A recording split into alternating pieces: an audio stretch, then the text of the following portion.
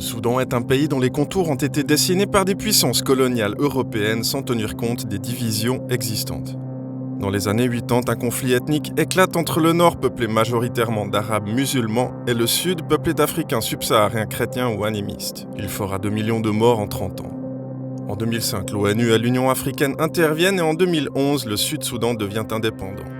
Aujourd'hui, le conflit ne concerne plus le Sud, il implique 2 généraux, le numéro 1 du pays, Abdel Fattah Burhan, chef de l'armée, contre le numéro 2, Mohamed Hamdan Dagalo, alias Hemeti, vice-président et chef d'une armée de paramilitaires. En 2015, les 2 généraux se battent côte à côte au Yémen face aux rebelles Houthis et en 2019, ils renversent l'ancien président du Soudan, Omar al-Bashir. Burhan devient président du Soudan. En 2021, les 2 généraux excluent les groupes politiques civils du gouvernement de transition. C'est un coup d'État militaire. Très vite, Burhan et Dagalo s'opposent militairement. En avril 2023, Burhan déclare les forces de Dagalo comme rebelles, des coups de feu éclatent dans la capitale Khartoum et c'est l'escalade. Dagalo vient du Darfour, une région reculée en proie à des instabilités qu'il a participé à pacifier.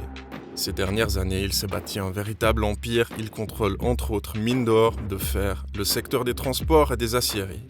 Son armée, composée de 40 000 à 100 000 hommes selon les sources, est accusée de violation des droits de l'homme. Quelles sont les forces en présence ? Selon certains médias, les mercenaires de Wagner se battraient aux côtés de Dagalo et seraient payés en or. La Russie ambitionne de construire une base militaire navale au Soudan. Les Émirats arabes unis et l'Arabie saoudite soutiennent également Dagalo. Les États-Unis redoutent l'établissement d'une base navale russe, mais se tiennent à distance du conflit. L'Égypte, sur fond de querelle au sujet des eaux du Nil, se place plutôt aux côtés de Burhan, mais n'ose pas intervenir car ses principaux bailleurs de fonds ne sont autres que les Émirats arabes unis. Pendant que ces généraux se font la guerre, la population souffre. Plus de 7 millions de personnes sont menacées d'insécurité alimentaire aiguë.